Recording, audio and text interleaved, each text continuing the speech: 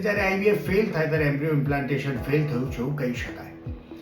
Normally fresh એમ્બ્રિયોઝ કે frozen એમ્બ્રિયોઝને બહાર કાઢી એમ્બ્રિયો ગર્ભાશય સાથે ચોંટવાનો રેટ વધી જાય છે. Subscribe to our YouTube channel and press the bell icon so that you don't miss any important updates related to infertility. નમસ્કાર દર્શક મિત્રો, મારું નામ છે doctor Parth Joshi, centre head Indira hospital, Ahmedabad. આજે એક નવા ટોપિક પર વાત કરું, જે છે એમ્બ્રિયો ગ્લુ.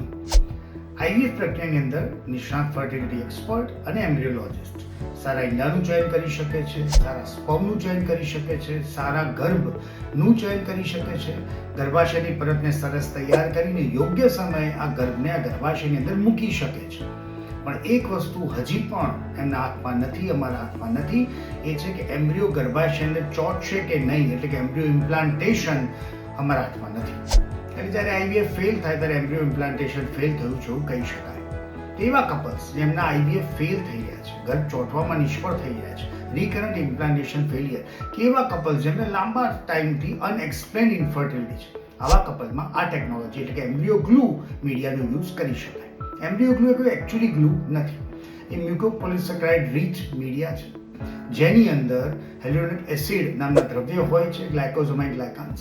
આ નોર્મલી મહિલાના શરીરમાં ફોલિકલ્સની અંદર, નળીઓની અંદર, ગર્ભાશયની પરતની અંદર હોય જ છે.